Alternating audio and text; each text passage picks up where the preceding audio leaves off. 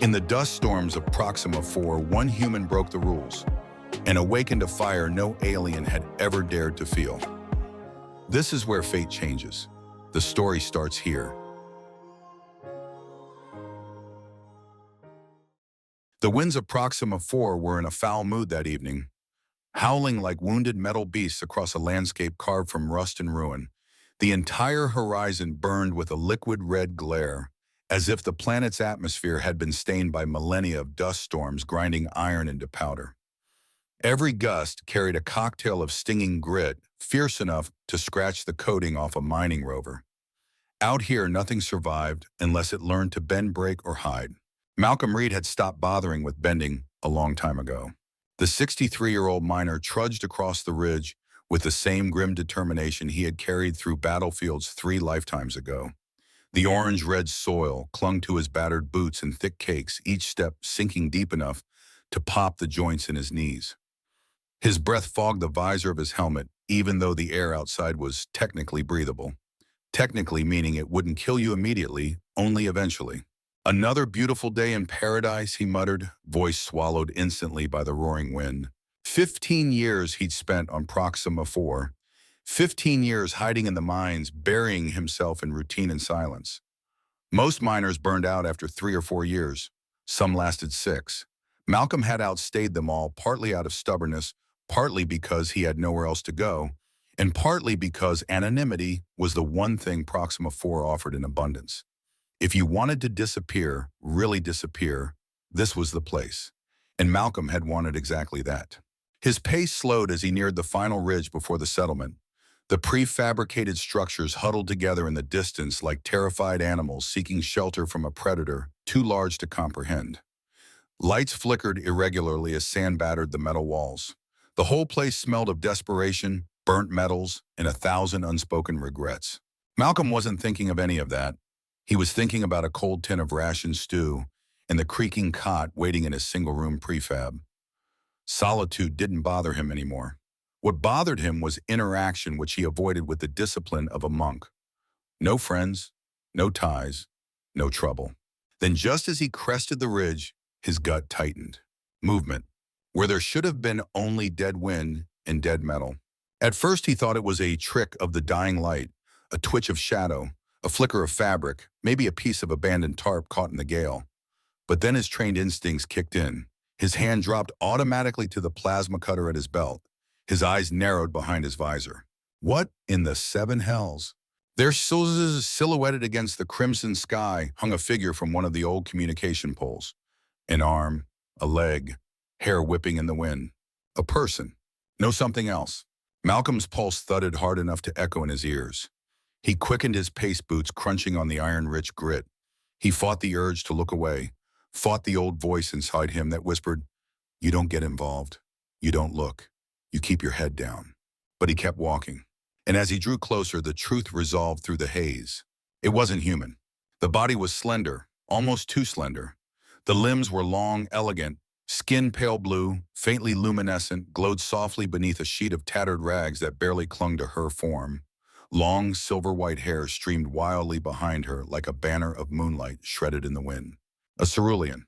Malcolm stopped dead in his tracks. Ceruleans were rare out here. Their home system was light years away, and they weren't exactly fond of brutal frontier worlds. They were artists, empaths, healers, never miners, never criminals, never involved in the filth that clung to settlements like this. So what in God's name was one doing strung up like a corpse on a pole? His answer came in the form of a wooden sign nailed beside her. The letters were jagged, carved with something sharp and unforgiving. "The Baron never forgives." Malcolm exhaled slowly. A cold, sinking weight settled in his stomach. The Baron. Drex Morton. Taurian loan shark. Crime lord. Tyrant of Proxima IV. No one crossed him and walked away clean. Malcolm felt his jaw tighten. He glanced around, checking the terrain, scanning for watchers, scouts, enforcers. But the world was empty, just howling wind and the crimson sun bleeding into dusk. He moved closer. The cerulean woman's arms were bound above her head with coarse synth rope. Her wrists chafed raw. Bruises dotted her skin like spilled ink, and the rags covering her did little against the sand slicing through the air. Her lips parted slightly. A soft sound escaped, barely a whisper. She was still alive. Damn it, Malcolm breathed. This wasn't right. Hell, nothing on Proxima 4 was ever right, but this was cruel in a way that sparked old instincts Malcolm had tried for years to bury. He stepped forward just as something flickered in the air, high-pitched, mechanical, unmistakable. A patrol drone. His head snapped up. A small sphere of reinforced metal hovered toward them from the settlement perimeter lights, blinking an ominous red. Malcolm froze. Baron's drones didn't just patrol. They recorded, broadcasted, punished. And they were programmed to identify anyone who interfered with the Baron's examples. The drone would reach them in less than 30 seconds. Malcolm swore under his breath. Rationality shouted in his mind. Walk away. Don't get involved. You're already a fugitive. You can't afford this. But the cerulean's head dropped weakly. Her eyes fluttered the faintest glimmer of life. Help, she whispered. Something inside Malcolm snapped. He lunged forward. His hands flew to the ropes. He yanked the utility knife from his belt, slicing through the restraints as fast as age-stiffened fingers allowed. The wind tore at his sleeves. Sand stung his face. The drone buzzed closer, its scanning beam illuminating the pole. Hurry, old man, Malcolm muttered. The last rope gave way. The woman collapsed like a falling feather, too light, too fragile. Malcolm caught her awkwardly surprised by how little she weighed. Her skin radiated a faint warmth even through his gloves. He adjusted her one arm under her legs, the other supporting her back. Her eyes opened briefly, large almond-shaped, colored like dusk. Please, she breathed. I've got you, Malcolm said gruffly. Just hold on. The drone let out a piercing chirp. Malcolm spun, clutching her tightly, and ducked behind the pole as its red beam swept past. His heart hammered against his ribs like a trapped animal. The drone hovered for a moment, scanning the pole, seeing the broken ropes, reading the sign, then shot upward toward the settlement, no doubt to report the tampering. They had seconds before reinforcements were deployed. Malcolm shifted the woman in his arms. Her head rested against his shoulder, breath shaky and shallow. No turning back now, he muttered.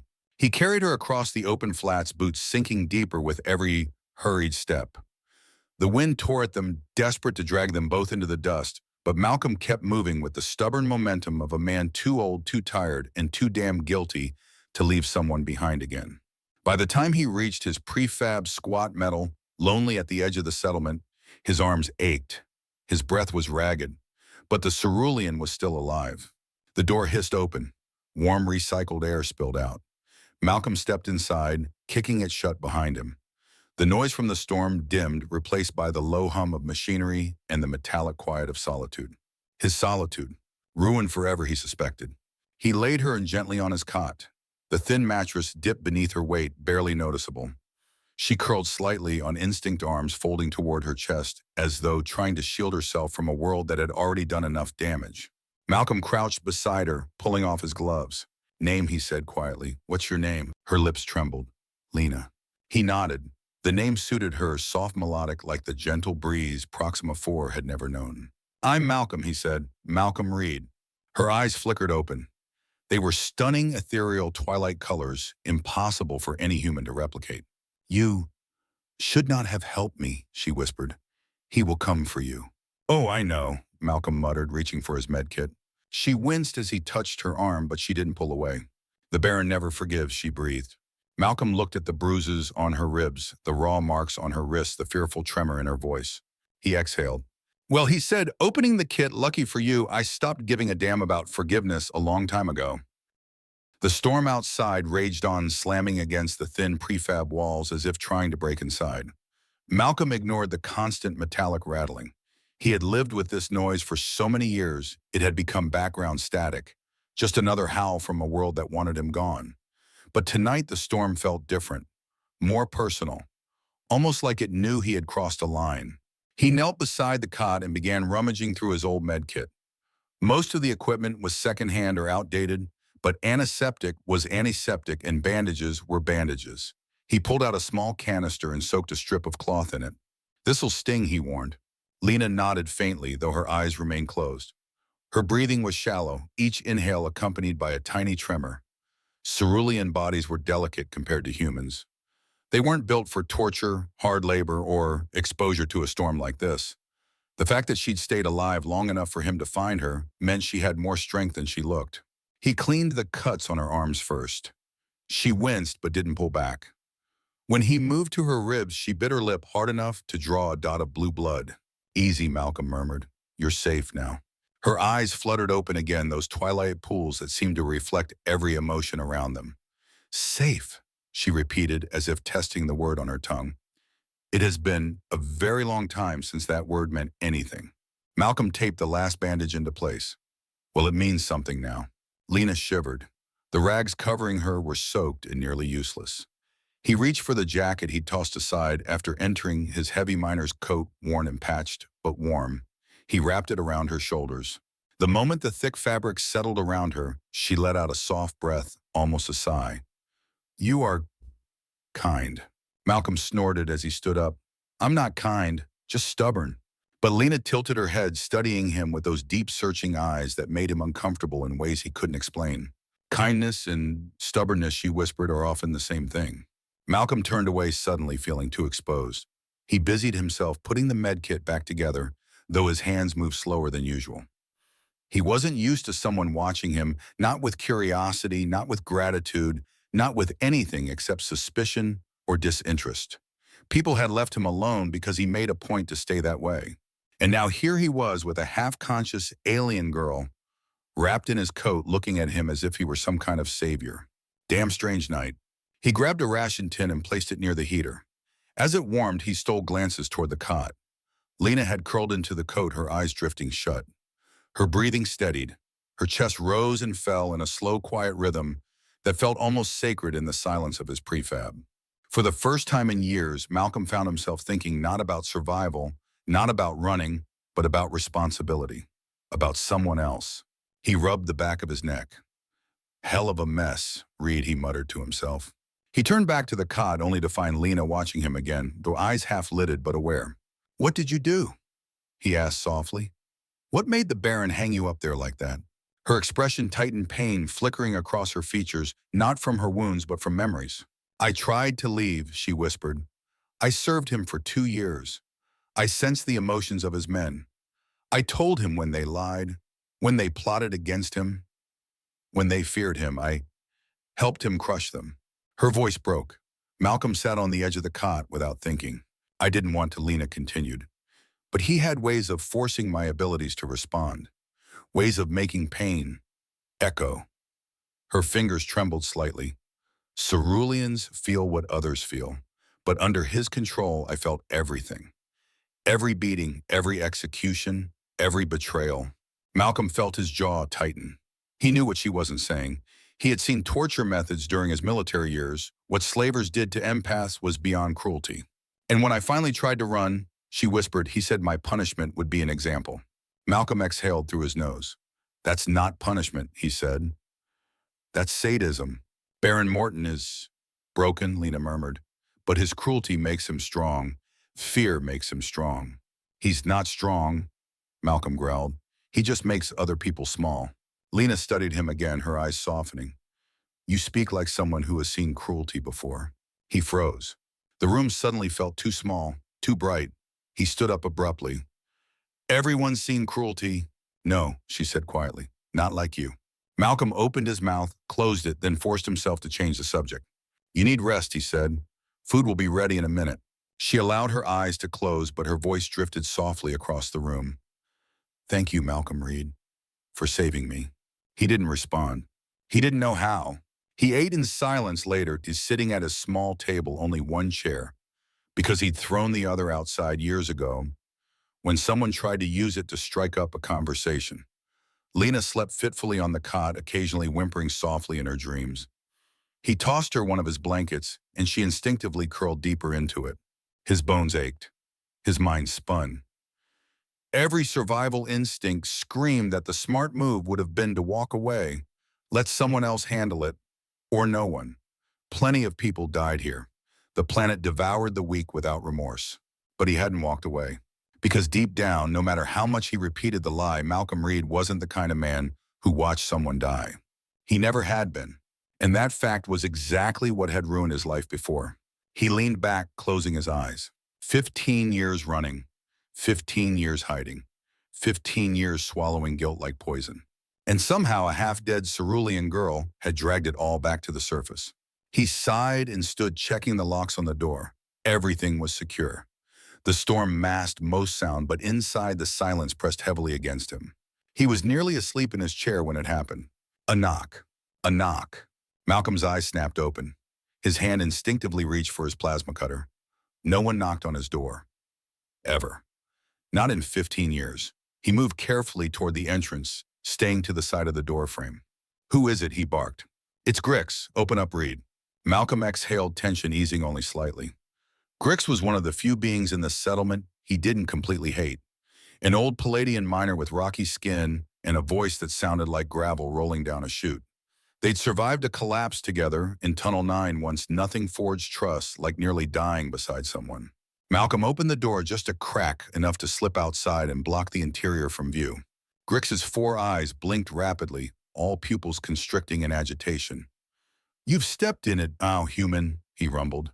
"The Baron's men are tearing the settlement apart looking for his property." Malcolm's jaw clenched. "She's not property." "Tell him that," Grix snapped. "There's a squad of Taurian enforcers smashing down doors.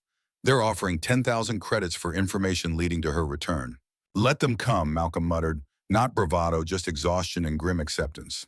Grix made a grinding sound that might have been a laugh. "Still stubborn as a collapsed tunnel support. Fine. But I came to warn you, and—" He paused, lowering his voice. "To offer help." Malcolm raised a brow. "Help?" Grix leaned closer. "My dwelling has a storage compartment under the floor. Reinforced. The Baron's men already searched my place. They won't look again. Bring her there." Malcolm stared at him, stunned. "Why would you risk that?" Grix's lower eyes narrowed. "Because you saved my life in Tunnel 9, and Palladians repay their debts." Malcolm looked away, throat tight. He wasn't good at receiving help. Hell, he wasn't good at being around people, period. Before he could respond, shouts echoed faintly from the direction of the settlement center. Grix stiffened.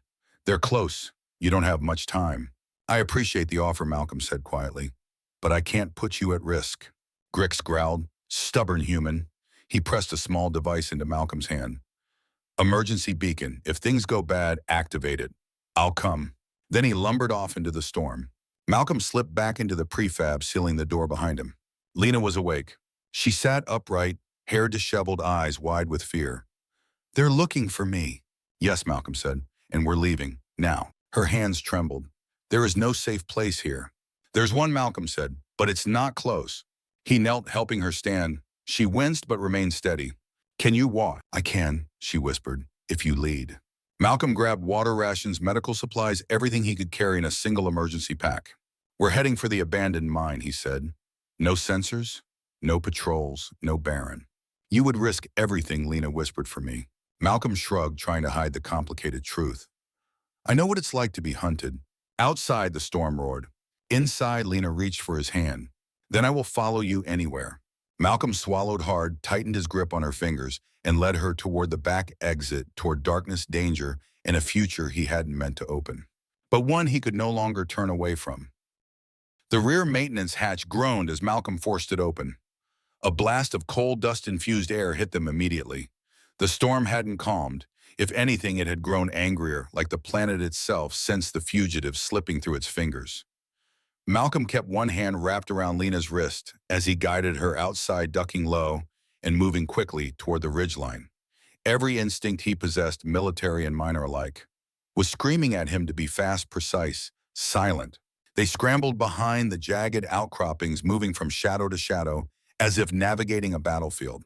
The storm battered them relentlessly, sand stinging Malcolm's exposed skin. Lena's breathing grew ragged with each step, but she never once faltered. Cerulean bodies were fragile, yet there was a stubborn will inside her, a quiet fire he had not expected. Halfway across the ridge, Lena suddenly tugged Malcolm down behind a large boulder. He followed without protest. "What is it?" he whispered. She pointed upward. A small shape wove through the storm, the same patrol drone they'd narrowly avoided earlier. Its lights swept the ridge in a slow arc, searching. Malcolm pulled Lena close, pressing her against the rock as the beam slid dangerously near. The drone paused, hovering, humming. Lena's breath hitched. Malcolm felt the tremor through her body. Instinctively, he tightened his arm around her, shielding her.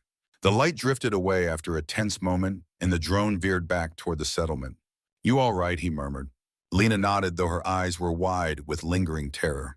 He watches everything, she whispered. Even the storms bow to his will. Not today, Malcolm muttered. Come on, the mine's close. They reached the abandoned intake shaft just as Malcolm's legs began to burn with strain. The entrance was a dark gash in the ridge, a narrow, jagged mouth that swallowed the faint light of evening. The corporate sign beside it had long since fallen off. All that remained was a cracked metal post and a faded warning hologram, flickering uselessly in the wind. Malcolm pried the service door open and ushered Lena inside.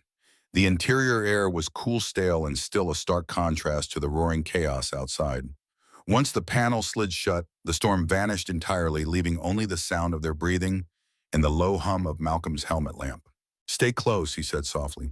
Lena didn't need the instruction. She walked almost at his side, fingertips occasionally brushing his arm, as if seeking reassurance. The deeper they went, the colder the air became. The walls glittered with mineral deposits, reflecting tiny fragments of Malcolm's light. This place, Lena whispered, it feels forgotten. It was condemned after a cave-in 3 years ago, too unstable to keep mining. Malcolm's voice echoed faintly in the narrow tunnel. But I know its skeleton. Spent months mapping this section during the initial surveys. They continued through twisting hallways and broken supports until Malcolm stopped at a chamber where the ceiling had partially collapsed. A massive slab of stone shielded a natural alcove from the rest of the tunnel, a hidden pocket of relative safety. This is it, Malcolm said, home sweet home. He dropped the emergency pack and knelt to set up the small portable heater. Soft blue light washed over the alcove as the device hummed to life, casting warm shadows on the stone. Lena sank slowly onto a thermal blanket, wincing as her ribs protested. Malcolm watched her quietly. Even battered and exhausted, there was a strange grace to her, something ethereal, something fragile and powerful at once. You should rest, he said. We'll be safe here for a while. Lena tilted her head. You speak with certainty. Confidence, Malcolm corrected. Sometimes you need to fake it until it becomes real. A soft smile touched her lips. Humans are interesting. Malcolm snorted. That's one word for us. She studied him for a long moment, her eyes gleaming in the heater's blue glow. You change, she murmured. From moment to moment, your emotions shift like storms, but beneath it all, something remains constant. She hesitated. A wound. Malcolm stiffened. Don't read me. I'm not trying, she said quietly. With your emotions this loud, it is difficult not to feel. He turned away, fiddling with gear he didn't really need to adjust. Everyone's got wounds. Not like yours, Lena whispered. Silence hung heavy for several seconds. Finally, Malcolm lowered himself onto the blanket across from her. All right, he said, you want the truth? Fine. He exhaled, and for the first time in years, he opened the door to his past. I served in the United Earth Special Forces, he began. 23 years, Orion conflict, the Procyon dispute, a dozen covert operations no one will ever admit happened. I wasn't a hero, but I was good at my job. Lena listened quietly, her eyes never leaving his face. My last mission was Rael 7. Malcolm continued. We were sent to extract a high-value target. Intel said he was developing biological weapons. We had orders to kill everyone if necessary. His voice hardened, but the intel was wrong, fatally wrong. He swallowed, then forged ahead. When we got there, we found families, children. The man we were after wasn't developing weapons. He was creating vaccines for a plague, wiping out the colony. Malcolm's hands curled into fists. I refused the order to fire, tried to stop my commanding officer when he decided to carry on anyway. He ordered me detained. I fought back. He died in the struggle. Lena's breath caught. The tribunal didn't care about context, Malcolm said bitterly. I was labeled a traitor. Court-martialed in absentia, they sent soldiers after me. I escaped. Spent 15 years hiding on this rock, doing honest work because, I don't know, maybe I thought it balanced the scales. He shook his head. It didn't. For a moment, Malcolm expected judgment. It never came. Instead, Lena reached forward, her blue fingers brushing the back of his hand gently, reverently. You saved innocent lives, she whispered, and your punishment was exile. Her voice trembled. The galaxy is cruel. Malcolm didn't pull away. He couldn't. Not when her touch felt like something he'd forgotten existed, gentleness without agenda. understanding without pity. My turn, she said softly, to tell you what the Baron did. Malcolm nodded. Lena drew a shaky breath. Ceruleans are empaths. We feel what others feel. But I was born with something stronger, an ability called soul echo. Her eyes glisten. It allows me to feel not only emotions, but memories, impressions, truth, pain. Malcolm's eyebrows knitted. That's why he wanted you, he murmured. Yes, she whispered. He used me to detect betrayal, to expose fear, to manipulate. But when your mind is forced to feel a pain that is not yours, it breaks you. Her voice cracked. Every scream they felt, I felt too. She lowered her gaze. I begged him to stop. I begged him to release me. Instead, what he said, he tightened his hold, and when I tried to escape, he hung me on that pole. Malcolm's jaw clenched. Rage flickered hot and violent in his chest. You're safe now, he said again. But Lena shook her head. No, she whispered. Not safe. Not until he is gone. The heater hummed softly between them, casting a warm glow over her face. She looked so impossibly delicate, too fragile for a world like this. Then her fingers slipped from his hand and rested lightly on his cheek. Malcolm froze. Ceruleans show gratitude differently, she whispered. Through connection, through shared truth, through, joining. He swallowed hard. He could feel the heat of her pulse through her fingertips, a soft, shimmering warmth. I can show you my memories, she murmured, and you can show me yours, only if you wish. The rational part of Malcolm screamed to refuse. But the look in her eyes, the vulnerability, the trust washed every objection away. I want that, he said, voice low. Lena leaned forward, her forehead brushing his. Her hands cupped his cheeks. And then it was as if a door opened inside him. Images flickered, her childhood on the cerulean homeworld, lush forests, bathed in violet light. Her mother's laughter, the moment she was captured, the cold grip of the barren slavers, the suffocating darkness of being forced to drown in others' pain. Malcolm's breath hitched as he felt her trembling against him. Then she felt him. Reel 7, the screaming civilians, the betrayal, the gunfire, the moment he struck his commanding officer to save lives, the guilt, the running, the loneliness. 15 years of silence and regret. Their breaths synced, their thoughts melded. Their pain intertwined, dissolving under the strange beauty of shared understanding. When they finally pulled apart, Malcolm realized he was shaking. So was she. Yet for the first time since he arrived on Proxima 4, he didn't feel alone. Lena rested her head on his shoulder, breath warm against his neck. You carry so much, she whispered, but you still chose to save me. Malcolm exhaled, slowly closing his eyes. I couldn't leave you there. Their silence was deep, comforting, unburdened, until a distant mechanical rumble shattered it. Malcolm stiffened, head snapping toward the tunnel entrance. That's company machinery, he murmured. Heavy equipment. Too close. Lena's fingers tightened around his arm. We have to move soon, she whispered. Malcolm rose to his feet, helping her stand. No, he said, we don't move.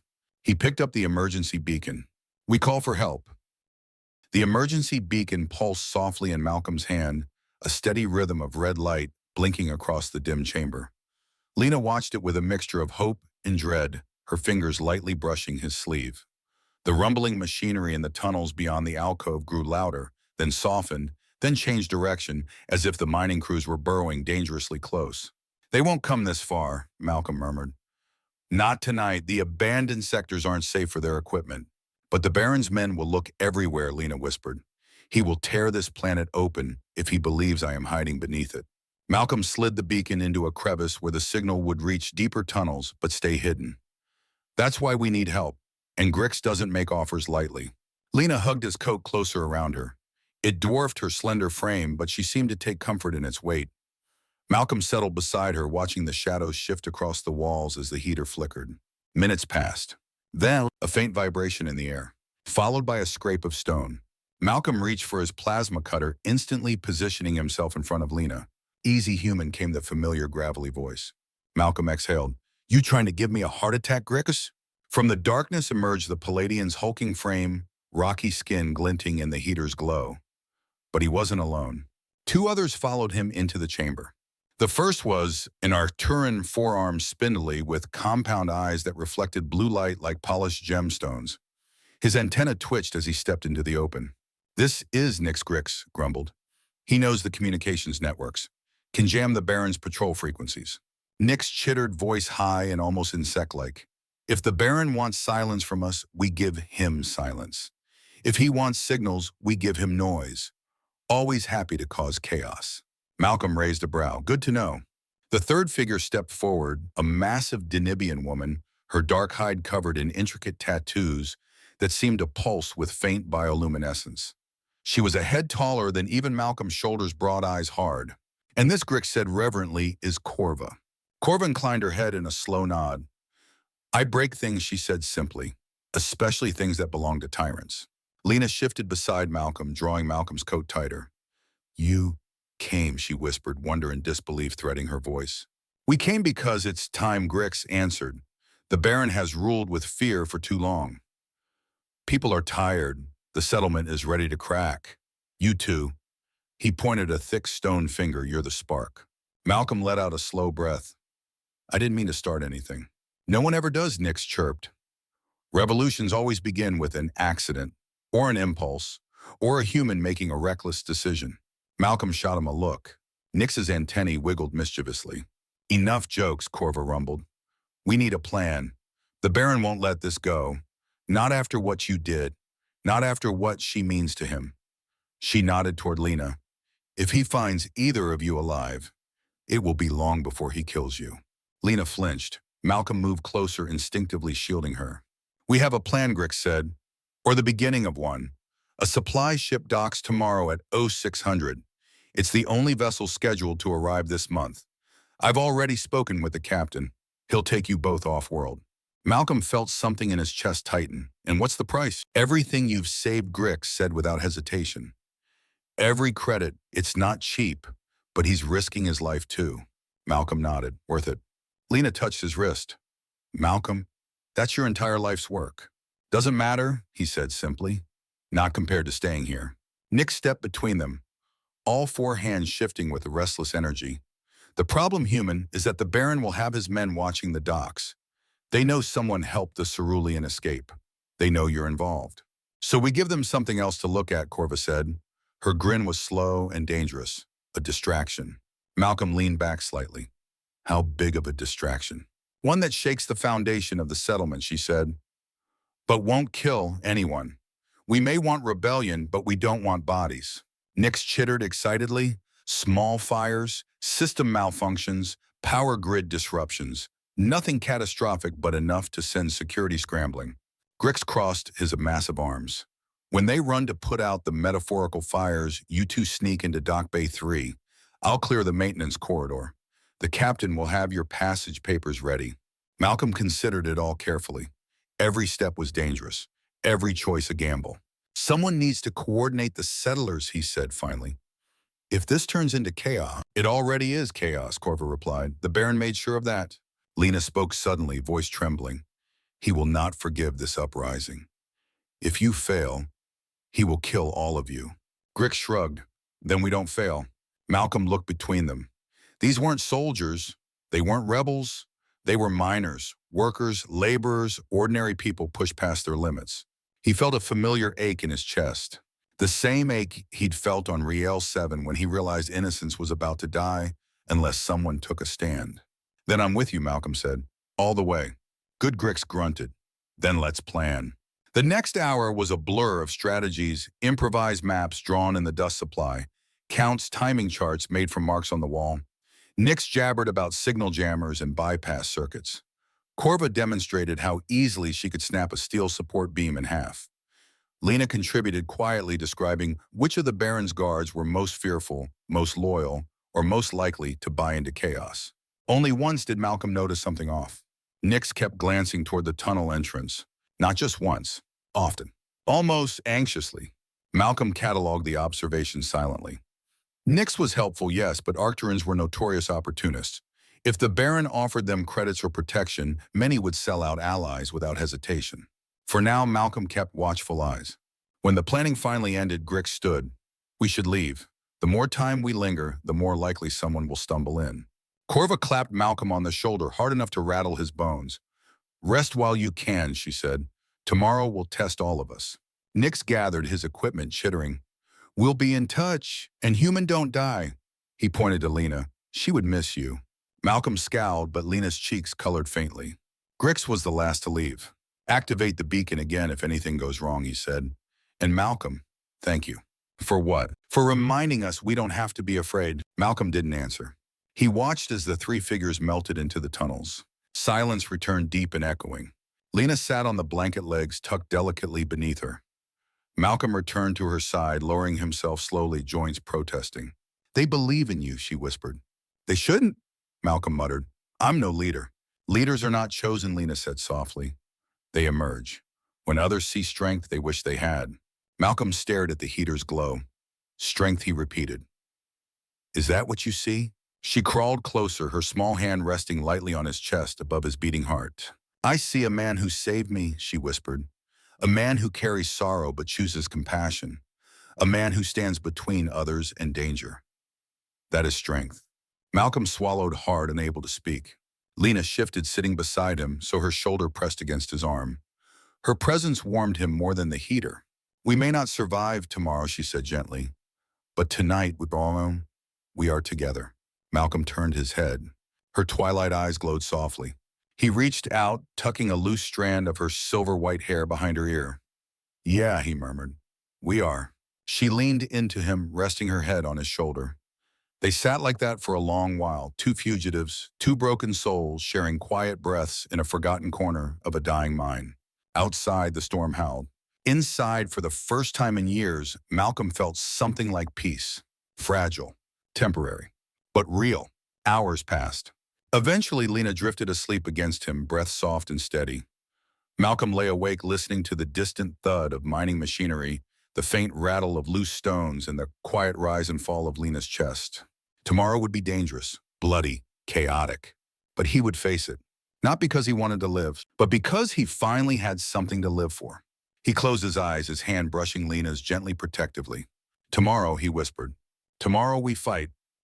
Dawn on Proxima 4 crept in like a wounded predator, bloody, deliberate, and furious.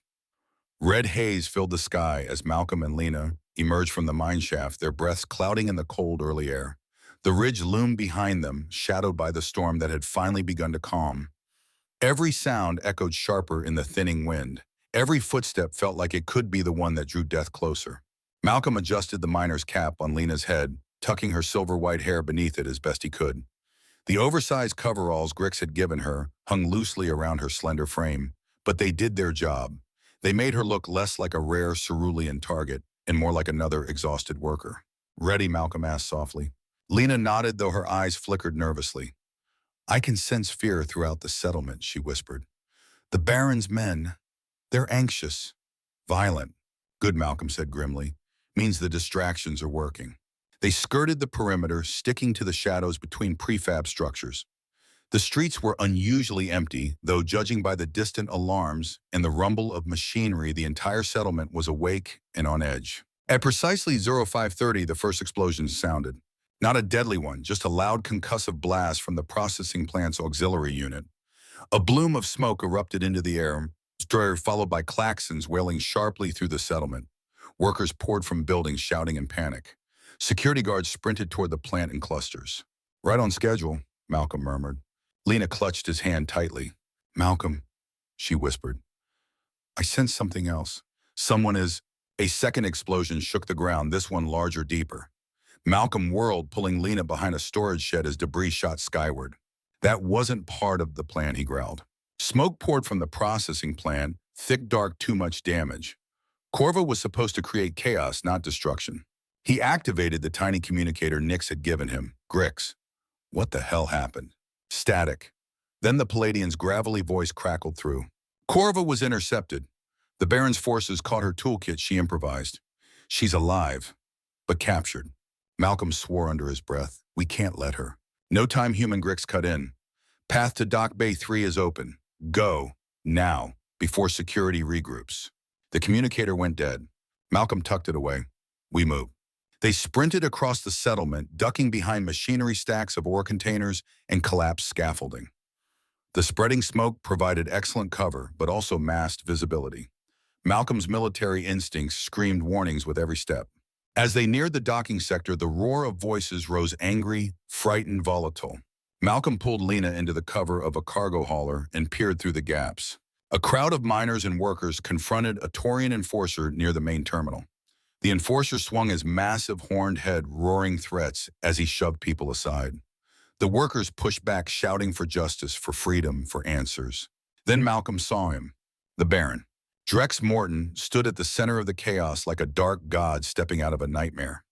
His towering frame rose above the crowd, horns curved and polished armor gleaming. Yellow eyes glinted with cruel amusement as he surveyed his frightened subjects. "This settlement exists by my grace," the Baron thundered. "Stand down or suffer the consequences." He reached into the crowd, seized a young human woman by the throat, and lifted her effortlessly off the ground. Her legs kicked violently as she choked, eyes wide with terror. Lena gasped, covering her mouth. Malcolm's heart stopped. Something inside him, the part shaped by Rael 7 by guilt, by 15 years of silence, ignited like a detonator. He pressed the passage documents into Lena's hands. "Get to Grix." "What?" She grabbed his arm. "No, you cannot face him alone. I'm not running anymore." "Malcolm." He met her twilight eyes, voice rough. "He hurts people because no one ever stands up to him. Someone has to." Lena trembled. "Then I stand with you." Malcolm opened his mouth to argue, but the look on her face ended the debate. She had followed him through storms and darkness. She would follow him into fire. "Stay behind me," he said. They stepped into the open. The crowd fell silent as Malcolm marched toward the Baron, Lena close beside him, her fingers gripping the back of his jacket. "Baron," Malcolm shouted, voice cutting through the noise like a blade. The Taurian turned. His grip loosened just enough for the choking woman to collapse to the ground, scrambling away. Malcolm Reed stood before him, weathered, stubborn, unarmed, but unafraid. "You," the Baron snarled. "The human who stole my property." "She's not property," Malcolm growled, "and neither is anyone else in this settlement." Lena squeezed his arm gently, fear radiating from her, but also resolve. The Baron barked a laugh. "Brave words from a dead man. Do you know what I'd do to thieves, human?" Malcolm took a step closer, lifting his chin. "Do you know what I did to the last bully who threatened innocent lives?" Something flickered across the Baron's face, confusion, then caution. "Who are you?" the Baron demanded. Malcolm gave a small, grim smile. "Just a man who's tired of running." He raised his plasma cutter and fired straight upward. The beam sliced through the sprinkler system. For a fraction of a second, nothing happened. Then, water burst from the pipes above, cascading over the crowd.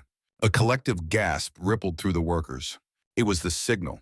From every direction, rebels surged into the terminal, miners armed with spanners and drills, Denibians wielding cargo hooks, Archerins brandishing welding torches and improvised electrified rods. Chaos exploded. The Baron roared as his guards rushed to form a defensive circle. One swung a hammer at Malcolm, who ducked and drove the butt of his plasma cutter into the guard's jaw. The Taurian collapsed in a heap. Lena moved with surprising precision, using her empathic sense to anticipate strikes, pulling Malcolm out of danger a heartbeat before each attack. She wasn't a fighter, but she was far from helpless. Grix barreled forward, slamming into two enforcers like a living avalanche. Nyx darted between legs, using all four arms to jab at pressure points. And then, a wrenching betrayal. A sharp crack filled the air as an Arturan signal jammer dropped from Nyx's lower left hand. It shattered. Suddenly, the alarms blared back to life. The docks lit up. Security frequencies re-engaged. Malcolm whirled. "Nyx, what are you?" Nyx didn't meet his eyes. "The Baron offered me passage off-world." Nyx screeched, "I am sorry, truly, but survival is survival." Before Malcolm could lunge for him, Corva, bloodied but free, roared into the fray and tackled the traitor to the ground. "You betray your own people," she snarled. Nyx's scream was cut off by the crack of Corva's fist. Malcolm turned back just as the Baron charged. The Taurian was massive, faster than expected, fueled by rage. Malcolm sidestepped, using momentum and training. He struck the Baron's ribs with a sharp, precise blow, but the alien barely flinched. The Baron slammed Malcolm against a cargo crate. Pain exploded across Malcolm's back. He gasped, his plasma cutter skittered across the floor. "Human trash," the Baron growled. "I will string you up beside her when this is over." A sudden cry. "Malcolm!" Lena rushed toward him, too exposed. "No," Malcolm shouted. The Baron swung an arm toward her. Malcolm lunged between them. The blow slammed into his shoulder instead, nearly knocking him off his feet. But Malcolm gritted his teeth, twisting the Baron's wrist and driving an elbow into the alien's throat. The Baron stumbled, just enough for Malcolm to dive roll and grab his plasma cutter. He rose to one knee, aimed it squarely at the Baron's head. The entire terminal froze. The Baron bared his teeth. "Do it," he spat. "Kill me. Prove you're as savage as they say." Malcolm hesitated. Everything went quiet. The screams, the fighting, the alarms, all faded. He saw Riel 7. He saw the barrel of his rifle pointed at innocent families. He saw his commanding officer's betrayal. And then he saw Lena, her eyes filled with fear, but not fear of the Baron. Fear of losing Malcolm. Malcolm lowered the weapon. "No," he said, "that's not who I am." Workers cheered. The Baron's remaining guards dropped their weapons and backed away. Corva bound the Baron's wrists with mining cable. Grix dragged him to the center of the terminal. Someone shouted, "He's finished." Another yelled, "We're free." Voices rose, a tidal wave of relief and rage and triumph. Malcolm stood in the middle of it all, breath ragged, heart pounding. Lena threw her arms around him. "You stood against him," she whispered, "and you won." "No," Malcolm murmured, pulling her close. "We all did." The settlement roared its victory, but Malcolm only heard the quiet breath of the woman at his side. And for the first time in 15 years, he believed there might be a future worth living for. The dust was still settling literally and metaphorically when Malcolm found himself staring across a terminal transformed. Just hours ago, the docking bay had been an arena of fear. Now it buzzed with cautious hope, the charged air of a people realizing they could breathe without permission for the first time in years. The Baron lay bound on the ground, glaring daggers at anyone who came near. His once pristine armor was dented, dripping with grime from the fight.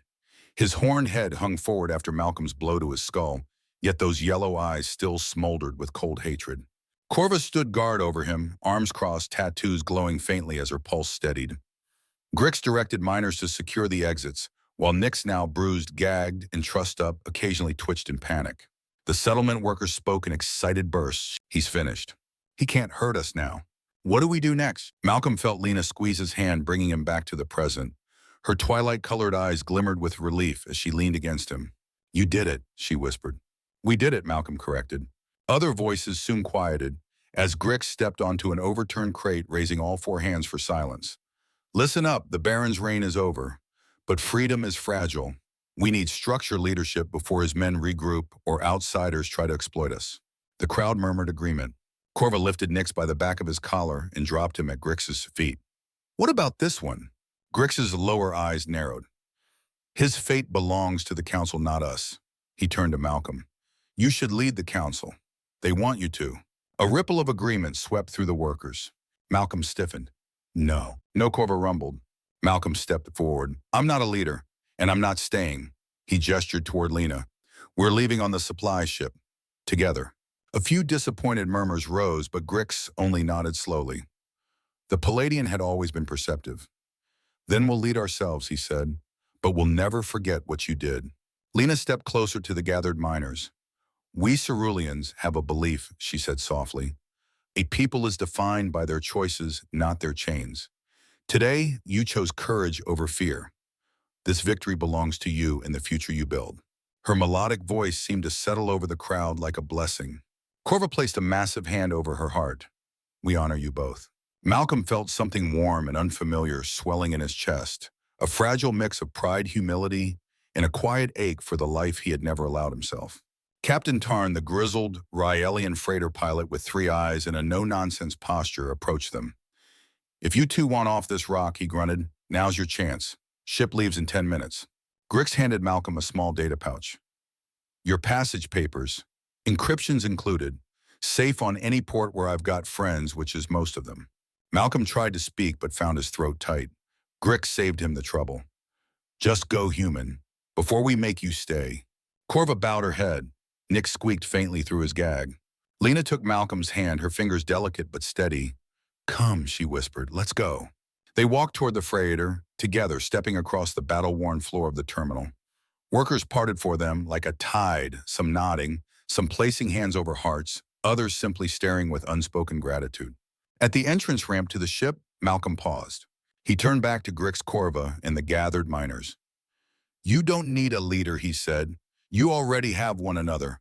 Protect each other. And don't let any bastard like him, he pointed at the Baron, ever take your freedom again. The crowd erupted in cheers. Then Malcolm squeezed Lena's hand, and they stepped aboard. The interior of the freighter was cramped but functional. Captain Tarn led them to a small, private cabin, 2 bunks, a ceiling door, a narrow viewport offering a glimpse of the settlement outside.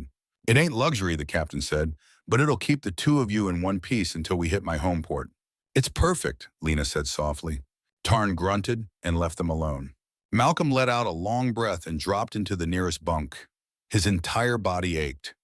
Every bruise throbbed with the deep ache of a man who had pushed himself far beyond exhaustion. The adrenaline had faded, leaving behind fatigue and something tender, almost fragile. Lena sat beside him, her hand tracing the lines of his weathered face. You look tired. I feel ancient, he muttered. She smiled, soft, luminous, a warmth in the cold metal room. To me, you feel alive. He lifted a hand, brushing a thumb across her cheek. You are too. She leaned in, her forehead touching his. Because of you. No, Malcolm whispered. Because we chose each other. Their lips met softly at first, then with deep, steady certainty. There was no rush now, no storm or threat chasing them, only 2 souls who had carried too much pain finally finding rest. She slid into his arms, her slender frame fitting perfectly against him. The warmth of her skin seeped through the exhaustion, stirring something quiet and hopeful inside him. Malcolm Reed, she murmured against his chest, whatever the stars hold next, we face it together.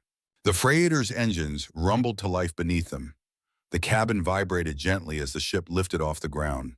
Malcolm pulled her closer, breathing in her scent, faintly floral with a strange alien sweetness. Together, he echoed. Lena curled against him as the freighter ascended through the red Proxima haze. Outside the viewport, the settlement grew smaller, its lights flickering like scattered constellations on the rust-colored planet. Below, Malcolm spotted movement workers dismantling the Baron's gaudy penthouse, repurposing it into a community center. He saw the processing plant's fires being controlled. He saw Grix directing workers, Corva dragging the unconscious Nyx toward a holding cell. He saw change. He saw a hope. One act of kindness, Lena whispered, following his gaze. Look at what it created. Malcolm shook his head lightly. I wasn't being kind, just doing what I had to. That, she said gently, is what makes humans remarkable. You do what is right, even when the galaxy forgets why it matters. The freighter pierced the upper atmosphere. The red haze faded. Stars bled through the thinning clouds, bright, cold, infinite. Malcolm swallowed, something easing inside him. Something old and heavy melting away. 15 years he'd been running. Now he wasn't running at all. He was moving forward. Toward possibility. Toward life. Toward her. Lena shifted, resting her head on his chest. What are you thinking? That I'm the luckiest old fool alive. She laughed softly, the sound like distant chimes stirring in a calm wind. Age is a human concept, she whispered. Your spirit feels younger than any soldier I have ever sensed. He brushed a strand of hair from her face. Where do we go from here? Riel 3, she said. Captain Tarn said it's peaceful. Open. A place where no one asks for the past. You okay with that? Malcolm asked, leaving everything behind. Lena lifted her head to look at him. I'm not leaving everything behind, she said. I have you. He pulled her close again. The freighter angled toward the stars. The settlement became a speck of light, then faded entirely as the ship accelerated into space. Silence settled around them, gentle, warm, full of promise. Lena drifted asleep in Malcolm's arms, her breast soft against his chest. He gazed at the stars streaking by outside the viewport, feeling for the first time in 15 years, completely unburdened. But then, a faint prickling sensation crawled across the back of his neck. A veteran's intuition. A soldier's instinct. He frowned slightly, eyes narrowing at the distant glitter of space. Something was watching. Not the Baron, he was finished. Something larger. Something that had allowed a crime lord like Morden to exist unchecked for so long. Malcolm exhaled. Whatever you are, he murmured softly, not today. He tightened his hold around Lena, her warmth grounding him. For now, he whispered, we live. The freighter carried them onward, engines humming like a lullaby as they drifted into the unknown, together bound by fire war and the fragile, powerful hope of a new beginning.